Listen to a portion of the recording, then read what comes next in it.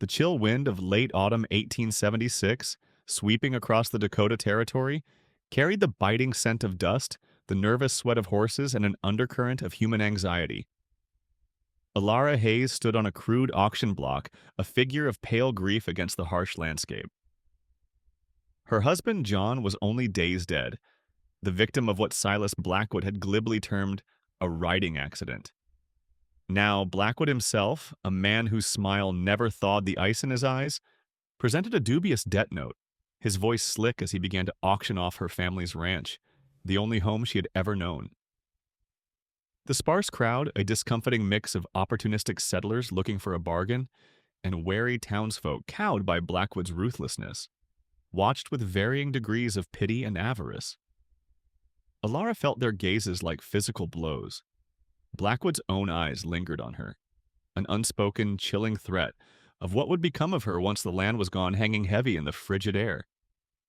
The metallic tang of impending snow, sharp and clean, cut through the other smells, a premonition of the harshness to come. She tried to draw herself up to find some fight, but grief was a leaden weight in her limbs, her mind a numb fog. Just as Blackwood, a sneer of triumph playing on his lips, was about to declare the ranch sold to himself for a pittance, a figure detached itself from the edge of the small, tense gathering.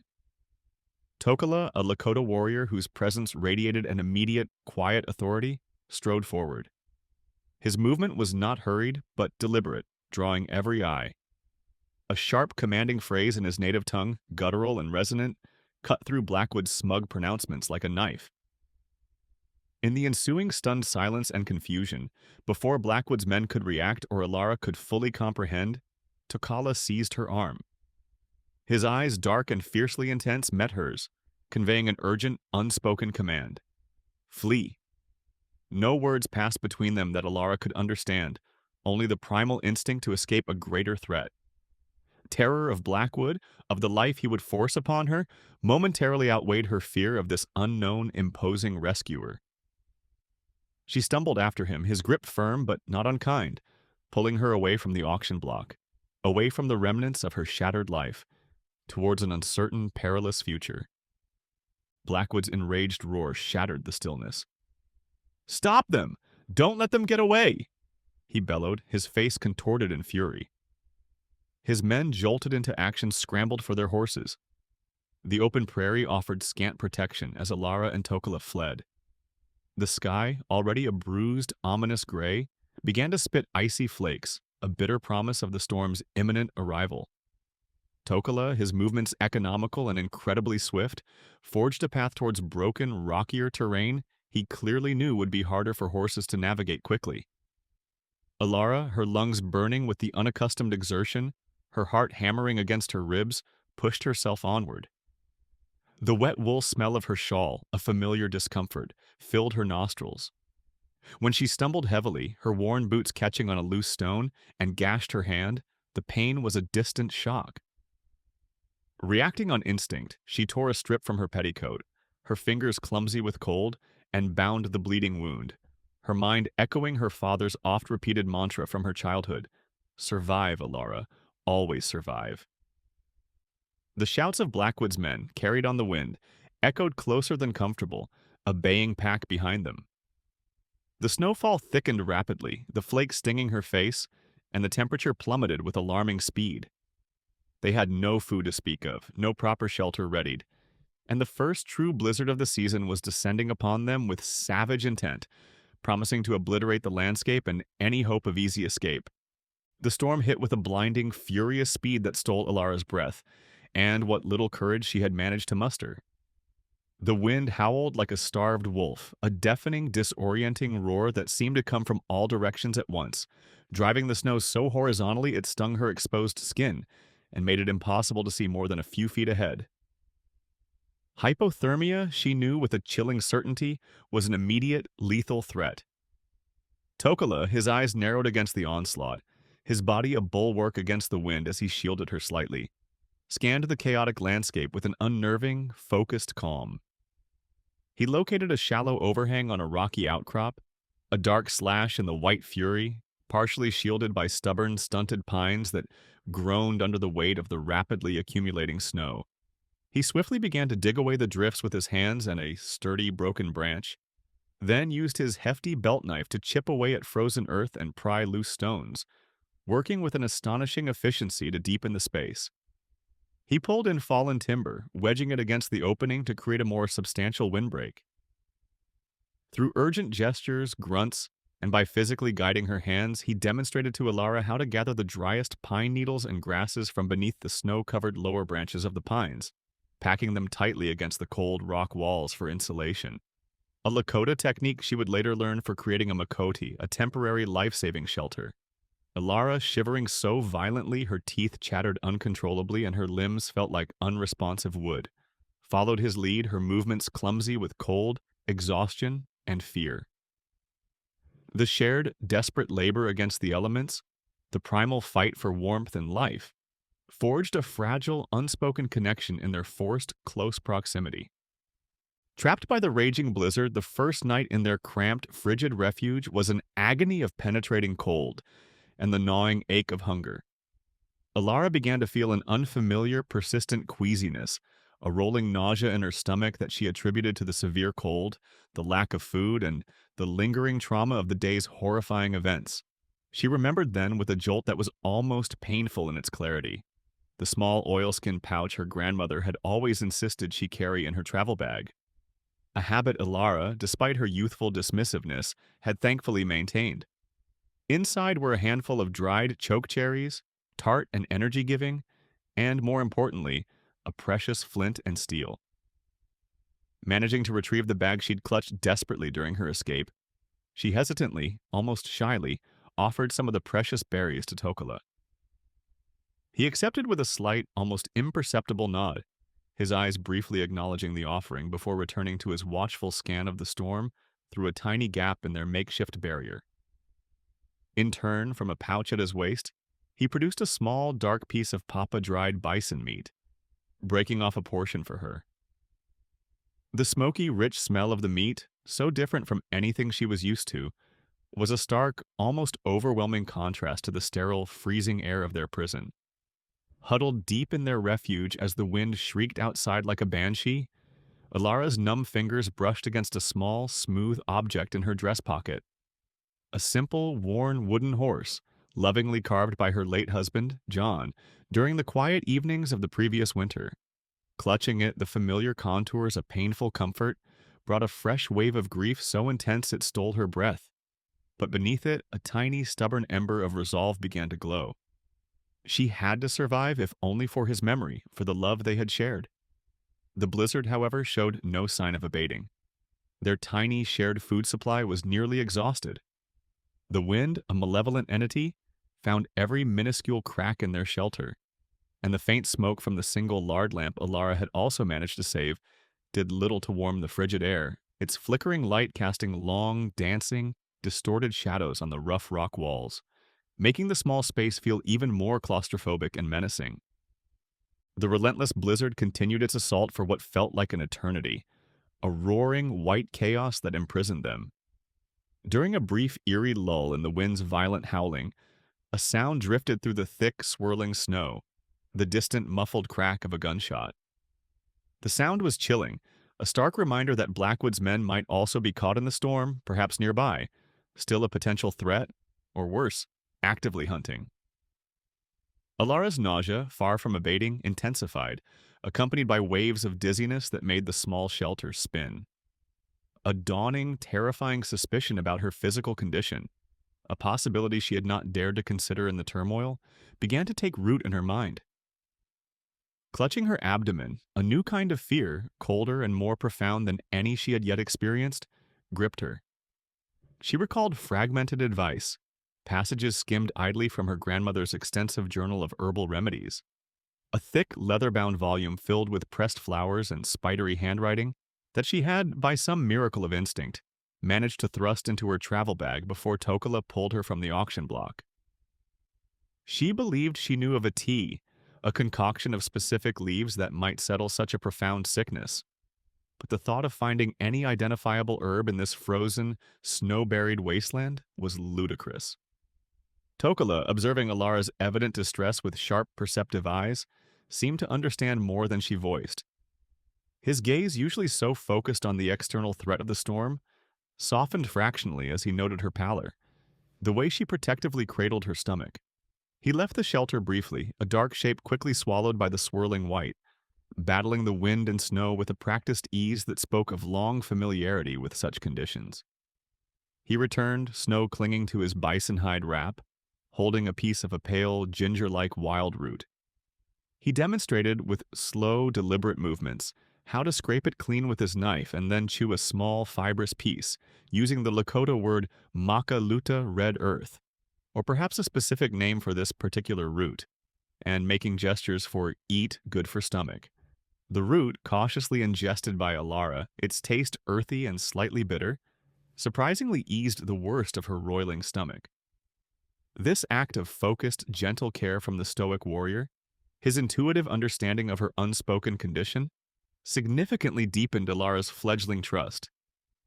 The shared, unspoken secret of her probable pregnancy became a fragile, yet potent bond between them, a tiny seed of shared humanity in the midst of their desperate struggle. When the storm finally broke after days that blurred into a single, unending battle against the cold, it left a world transformed, a landscape of breathtaking, treacherous beauty. Deep, sculpted drifts of snow covered everything, and hidden sheets of ice lay like traps beneath the pristine white surface, making travel perilous. They urgently needed safer, more permanent lodging and a reliable food source. Tokala began to navigate this new frozen world with an assurance that awed Ilara. He moved not by visible landmarks, for most were obliterated, but by the subtle angle of the low winter sun on the snow, the distinct shape of the drifts against the few taller, resilient prairie grasses that poked through, and the bark patterns on the wind-scoured sides of trees. Methods learned from a lifetime of observing and living in harmony with these plains. He began to point and name things in Lakota, his voice low and steady. Wazi, pine; Changku, path or road, though none was visible; Memni, water indicated by the depression where a creek likely lay buried. Alara, pointing back, would offer the English words, her voice raspy from disuse and the cold air. The sharp, sudden axe echo of Tokala, cutting small blazes into trees with his belt knife to mark their trail, was a lonely, percussive sound in the vast, silent whiteness, a small human defiance against the overwhelming scale of nature. Their attempts at communication were slow, painstaking, a gradual lessening of the cultural and linguistic barrier that had initially seemed insurmountable. A tentative teacher-student dynamic arose, fostering a quiet, mutual patience and respect. But their reprieve from immediate crisis was short-lived. Tokala, his expression hardening into familiar vigilance, discovered fresh tracks of shod horses crossing their earlier, now snow-covered trail. Blackwood's men were still actively, methodically searching, and their immediate food stores, the last of the berries and dried meat, were entirely gone. The scarcity of game driven to desperation by the early, severe storm had made local predators bold and aggressive. One evening, as the bruised twilight bled across the endless snowfields, the mournful, chilling howl of a wolf pack echoed too close for comfort, a sound that seemed to vibrate in Alara's very bones. From a ridge offering a stark, windswept view of the valley below, Tokala, his body tensing, spotted distant, dark figures moving with grim determination against the white. Blackwood's men methodically combing the terrain. Alara, now more certain of her pregnancy, felt a heightened, almost unbearable sense of vulnerability, a primal, fierce urge to protect the new, fragile life within her. She recalled, with a surge of desperate hope, her grandmother's journal again, a specific section detailing how to create a deterrent smudge fire using particular damp leaves and pungent fungi to keep wild animals away from a campsite, a forgotten skill from her resourceful grandmother's own frontier youth. She fumbled to build such a fire near their current, inadequate shelter, a small hollow beneath a snow-laden pine, her hands clumsy with cold and the urgency of her fear. Tokala, ever alert to the wolves and the men, watched her efforts for a moment, then nodded, a flicker of what might have been approval in his eyes. He then refined her efforts, showing her how to select particular resinous woods the Lakota used that burned with a more acrid, repellent smoke, and how to arrange the fire for maximum effect while conserving their precious, limited fuel. With focused intensity, using a stout branch and his knife, he then forged a crude but effective spear, hardening its fire-charred point in the embers of their small blaze. Their combined efforts, Alara's remembered knowledge and Tokala's practiced skill, created a pungent, smoky barrier around their little camp that night. The wolves, a pack of lean, hungry shadows, circled in the darkness just beyond the firelight, their eyes gleaming like malevolent, greenish embers. But they kept their distance, unnerved by the smoke and the humans' alert presence. This shared act of defense, of actively protecting their precarious existence, solidified their partnership. Alara felt a surge of efficacy, a feeling almost forgotten in her grief and fear, and Tokala a growing respect for her resilience and the unexpected depths of her latent knowledge. Alara, however, was clearly weakening. The constant gnawing cold, the scant food, and the insidious drain of early pregnancy were taking a visible toll. Her already slender frame seemed more fragile, her face pale and drawn. They desperately needed a more secure, defensible shelter and a genuine chance to hunt or trap successfully.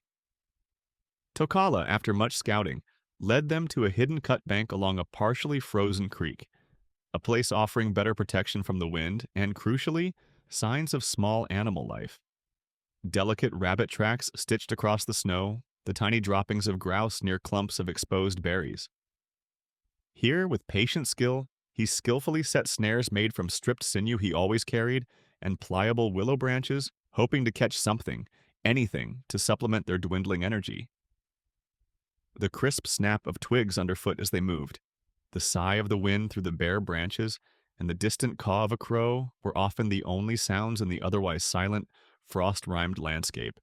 As Alara rested, bundled in every layer she possessed, leaning wearily against the frozen earth of the cut bank, Tokala, noticing her fatigue and the flicker of despair that sometimes shadowed her eyes, used their growing collection of shared words and expressive, surprisingly eloquent gestures to relate a simple Lakota allegory, a story about a small, clever creature, perhaps a field mouse or a chickadee, overcoming a large, seemingly insurmountable obstacle through persistence, courage, and ingenuity. This moment of shared quietude, Tokala's unexpected attempt to comfort and encourage her, revealed yet another deeper layer to his complex character, a capacity for gentle kindness that lay beneath the stoic, formidable warrior exterior. Later, while helping Tokala gather scarce, dry tinder from beneath the snow, Alara's numb fingers closed on a folded, stiff piece of paper tucked deep within the inner pocket of John's old, oversized coat she now wore constantly for its precious warmth. Unfolding it with trembling hands, she saw it was a crudely drawn map of a section of their ranch, with an unfamiliar, intriguing symbol, a circle with 3 distinct radiating lines, marking a specific spot near the northern pasture. Beside it, in John's familiar, beloved handwriting, were the words, "Good water, protect." Before she could fully ponder its meaning or the surge of poignant memory it evoked, a wave of debilitating dizziness and nausea overcame her, and she collapsed heavily into the snow, the map fluttering from her grasp. For 2 agonizing, hope-draining days, the snares remained stubbornly empty. The relentless cold leached her dwindling strength, and the distant, ever-present threat of Blackwood's men remained a dark shadow on the horizon of their struggle. The biting cold seeped into Alara's bones, a relentless enemy. She awoke from a fitful, feverish doze to find Tokala watching her, his expression unreadable in the dim light filtering into their snow-caved den. The infected gash on her leg, a seemingly minor injury sustained during their desperate flight, throbbed with a life of its own, radiating a consuming heat that warred with the icy air. Her head pounded, and waves of shivering racked her frame despite the furs Tokala had carefully arranged over her. Delirious images flickered behind her eyelids. John's smiling face, Blackwood's leering sneer, the endless swirling snow. Through the haze of fever, a memory surfaced, her grandmother's voice calm and sure, speaking of the healing power of the willow. "Willow bark child," the memory whispered, "for fevers and the rot that eats at wounds." She tried to speak, to convey this fragment of hope to Tokala, but her tongue was thick, her words a broken murmur. "Why, water, Tree, bark, she managed, gesturing feebly towards the creek they had left behind. He listened intently, his dark eyes searching hers. Then a flicker of understanding. He knew the willow. Changsasa, his people called it, a sacred healer. He gently touched her forehead, his calloused fingers surprisingly cool, then rose and slipped out into the frozen world once more. Hours seemed to pass. When he returned, he carried not just willow bark, but also a small pouch of dark riverbank clay.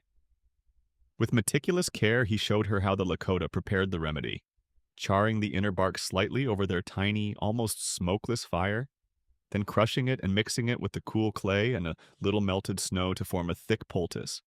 As he carefully cleaned her wound with snowmelt and applied the soothing mixture, Alara felt a profound sense of surrender, of trust so complete it was almost a physical release. The poultice was cool, then drew out the heat with an almost magical efficacy.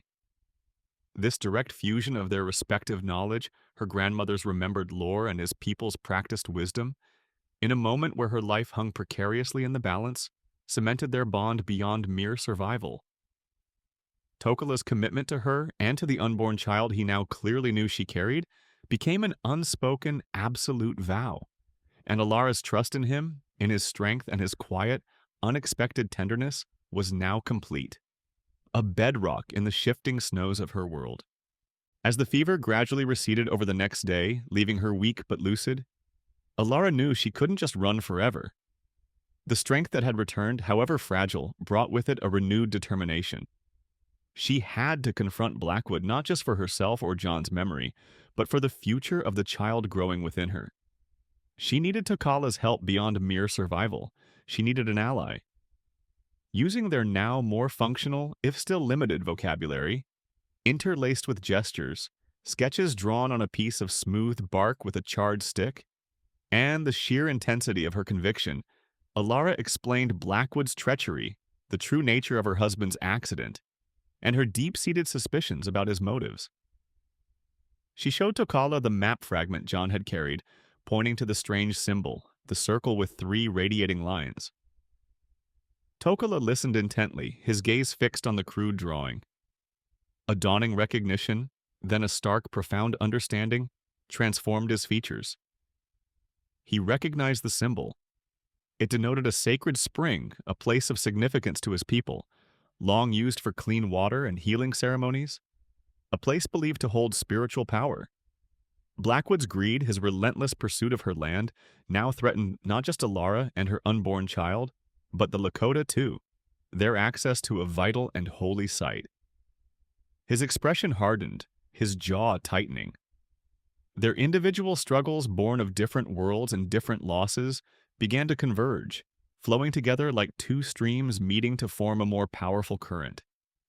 Protecting the spring, exposing Blackwood, ensuring a future for Alara and her child, these became a shared mission. The unspoken romantic tension that had simmered beneath the surface of their shared ordeal was now underscored by a profound mutual respect and a fiercely protective, shared purpose. Just as this new alliance was forged in the quiet of their makeshift shelter, a hunting party from Tokala's own encampment, who had been searching for him since the Great Blizzard, found them. There was initial suspicion, even hostility in their eyes as they regarded Alara, this white woman with their lost warrior. But Tokala stood firm, vouching for her with a quiet authority that brooked no argument. The hunters brought grim news. Blackwood was boasting loudly in the settlements that he'd secured federal backing and would control all water rights in the valley by the next moon, effectively displacing anyone, settler or Lakota, who stood in his way. Time was running out, not just for Alara, but for Tokala's people as well. The need to act, to reclaim what was hers and protect what was sacred to Tokala's people, spurred Alara onward. They needed to get close to the ranch, to find more concrete proof against Blackwood. But his men, she knew, would be guarding it like a fortress. Tokala, now accompanied by a handful of warriors from his band who understood the grave threat Blackwood posed to their sacred spring and traditional hunting grounds, guided Alara using stealthy, less-known game trails that wound through the rugged hills overlooking her valley. Alara, in turn, used her intimate knowledge of the ranch's sprawling layout and a cryptic reference in her grandmother's journal. John knew its heart, as I did. The old secrets lie near the ancient cottonwood, where the spirits of the water gather. To identify a derelict, almost forgotten line shack nestled among a stand of old cottonwoods near the very area where John's map had marked the spring. It was a place John had sometimes used for solitude, a place Blackwood's men would likely overlook.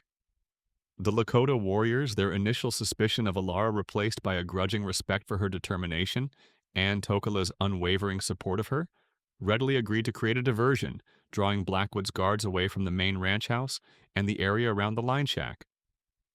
Their motive was clear: to protect the sacred spring, a place vital to their traditions and their survival. Alara, no longer a passive victim of circumstance but an active strategist, felt a surge of strength. She and Tokala worked as a seamless team, their nonverbal communication honed by shared hardship, their movements often anticipating each other's needs. Inside the dilapidated, dusty line shack, the air thick with the smell of decay and old memories, Alara felt a prickle of anticipation. Her grandmother's journal had mentioned John keeping important papers there, guided by another faded note in the journal. Under the floor where the west sun hits at noon, there the truth is kept safe, Alara searched. As the weak afternoon sun angled through a grimy window pane, illuminating a patch of warped floorboards, Tokala used his knife to pry one loose. Beneath it, nestled in the dry earth, was a small, sturdy wooden box. Her heart hammered against her ribs as she lifted the lid. Inside, perfectly preserved, lay John's carefully hidden original deed to the ranch, the boundaries clearly marked, unequivocally showing the spring well within their property lines, and beneath it, his personal journal. With trembling hands, Alara opened it. John's familiar handwriting filled the pages, a meticulous, heartbreaking account of Blackwood's escalating threats, his attempts to intimidate John into selling, and, most damningly, John's own discovery that the spring was indeed a Lakota sacred site. He had written of his intention to protect it, not just as a vital water source for the ranch, but also out of respect for the native people. He had suspected Blackwood knew of its true, consistent water flow, a rarity in the often drought-stricken territory, and that Blackwood cared nothing for its sacredness, only for its monetary value. Here was the proof, undeniable and potent. The convergence was complete. Alara's fight to reclaim her property, John's desire to expose Blackwood's corruption, and Tokala's need to save his community's sacred site were now inextricably, powerfully linked. They had the evidence, but their window of opportunity was closing with terrifying speed. Blackwood, arrogant and confident, had called a town meeting at the nearest trading post, intending to publicly solidify his fraudulent claim within days. Alara and Tokala knew they had to present John's journal and the deed publicly before Blackwood could make his move irreversible. Tokala's warriors pledged to ensure their safe passage to the trading post and to stand as witnesses to her testimony. They would preserve the precious journal and deed with their lives if necessary. As they prepared for the journey, the familiar wet wool smell of Alara's damp cloak, a constant reminder of their ordeal, mingled with the scent of old paper and dried ink from John's journal. In the distance, they could hear the faint, rhythmic axe echo Blackwood's men, fortifying the main ranch house, so sure of their impending victory. The Lakota, while having their own systems of justice, understood the persuasive power of the white man's written documents in this changing world. They would stand with Alara, their silent, formidable presence a testament to the truth of her claim and a clear statement of Blackwood's profound threat to their shared, vital resource. The unspoken love between Alara and Tokala, forged in the crucible of shared survival and now ignited by a common, righteous purpose, was a powerful undercurrent to their determined efforts. Reading John's words, his deep love for her and the land, his quiet, unwavering determination to do right by the Lakota people whose connection to the land he had come to respect, Alara felt his presence beside her, a comforting strength. It was John's journal, his voice from beyond the grave, that was the ultimate artifact, the key to unlocking justice and her future. As they were about to set out, a sympathetic trapper who often traded with Tokala's band arrived with urgent news. Blackwood, growing suspicious of the increased Lakota activity, and perhaps sensing a shift in the wind, had ruthlessly advanced his meeting to the very next day. He had hired more armed men, determined to crush any opposition. Their desperate race against time had just become a sprint. The trading post buzzed with a tense, coerced energy. It was filled with Blackwood's armed, swaggering men and a subdued assembly of settlers, their faces a mixture of fear, resentment, and a reluctant curiosity. Presenting her evidence here in the heart of Blackwood's temporary domain felt like walking into a den of wolves. But Alara, her resolve a steel rod in her spine, her pregnancy now a subtle, visible curve beneath her worn dress, a testament to the future she fought for, walked into the tense, smoke-filled room. Tokala and a small, formidable group of Lakota warriors followed, their faces impassive, their presence instantly shifting the room's volatile atmosphere. A hush fell. Alara, her voice clear and steady despite the tremor in her hands, stepped forward. She presented John's journal and the original deed, her words few but potent, as she recounted Blackwood's relentless campaign of intimidation, his fraudulent claim to her land, and strongly implied his treacherous role in John's untimely death, all for the sake of the sacred spring and its abundant water.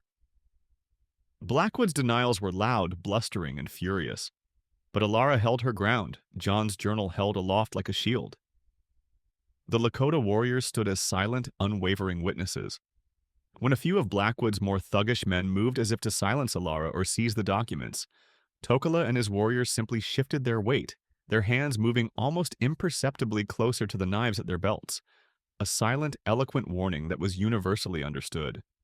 Other settlers, emboldened by Alara's courage, the undeniable evidence in her hands, and the protective presence of the Lakota, began to murmur their own hushed stories of Blackwood's bullying tactics and shady dealings.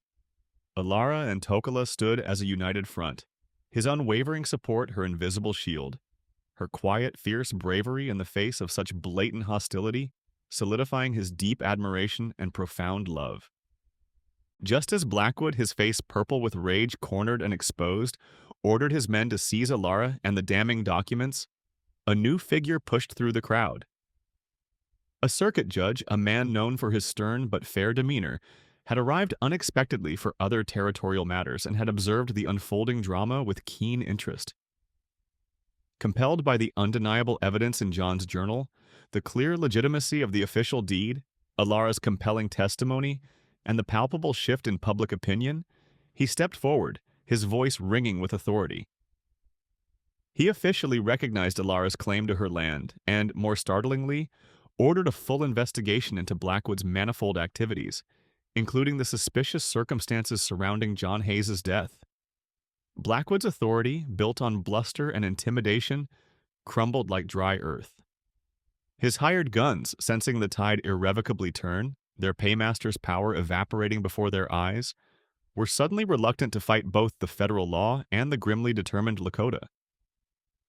A fragile peace born of justice served, settled over the room. A moment of quiet, profound understanding passed between Alara and Tokala. Their shared victory was a testament to their incredible bond. The settlers, too, had witnessed something extraordinary. That an alliance, however unconventional and born of desperation, with the Lakota could lead to justice, could topple a tyrant. The love between Alara and Tokala, though its future path remained an uncharted and challenging territory, in a world that understood little of such connections, was as clear and undeniable as the Dakota sky after a storm. Days later, with her ownership of the Rocking H Ranch reaffirmed and Blackwood's men scattered, his reputation in tatters, Alara stood by the spring. Its clear water bubbled from the earth, a life-giving pulse. Some of the settlers who had witnessed her victory, their initial fear of Blackwood replaced by a dawning pragmatism, approached her with proposals for dams, for pipelines to carry the precious water to their own drier lands. Tokala stood a little way off, watching her, his people waiting for her decision. Alara looked from their eager faces to Tokala's calm, steady gaze. She thought of John's words in his journal, his desire to protect this place. She thought of the Lakota for whom this water was sacred, a gift from Wakantanka. She made her decision.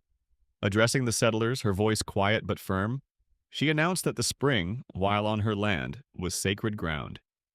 The Lakota people, she declared, would always have honored access to its waters for their needs and their ceremonies, as per her late husband's wishes and her own deeply felt respect. She proposed a council, a meeting between her ranch and the Lakota elders, to ensure the spring's use was sustainable and respectful to all, forbidding any purely commercial exploitation that would damage its flow or deny access to those who held it holy. It was an irreversible choice, one that cemented her honor and her alliance with the Lakota, but one that would undoubtedly limit her ranch's quickest path to profit. It was a cultural threshold crossed, a decision that would shape the future of her valley, her family, and her relationship with the man who had saved her life and shown her the meaning of true courage. The decision brought a fragile peace, but also new complex challenges. Alara, a pregnant widow, now had a ranch to rebuild, a community to foster trust with, and a profound, life-altering relationship with a Lakota warrior in a world that understood little and often feared such deep connections between their divided worlds. Years passed, flowing like the clear water of the spring that became the heart of their shared world. Alara's son, named John after his father, but with Tokala's spirit shining in his dark eyes, grew up learning to navigate the vast prairie not just by settler landmarks, but by the subtle signs of nature taught to him by Tokala, who remained a steadfast, loving presence in their lives. Their bond, Alara's and Tokala's, had deepened into a quiet, resilient love that defied convention and censure, a partnership built on mutual respect and unwavering support. Young John learned to suture wounds not only with the medicines from his great-grandmother's carefully preserved journal, which Alara taught him, but also with the healing plants Tokala showed them. He learned to forge tools, to hunt with a quiet reverence, and to listen to the whispers of the wind. The Rocking H Ranch prospered, not through ruthless exploitation, but through methods that blended the best of settler agriculture with the profound wisdom of Lakota land stewardship, crop rotation that mirrored natural cycles, water conservation techniques learned from Tokala that kept the sacred spring pristine and generously flowing for all. Alara's grandmother's journal, its pages worn soft with use, lay on the main room table beside a beautifully beaded Lakota cradleboard, a gift from Tokala's people for her son when he was born. On the rough-hewn mantelpiece, John Hayes's small, intricately carved wooden horse stood as a silent sentinel. These artifacts were more than mere objects. They were touchstones, their stories told and retold to the next generation, ensuring that the memory of their family's struggle, their unique alliance, and the vital importance of cross-cultural respect was never forgotten. Alara learned to speak Lakota with a comfortable fluency, and Tokala, in turn, mastered English, their conversations a rich tapestry of two languages, two worlds, woven into one shared life.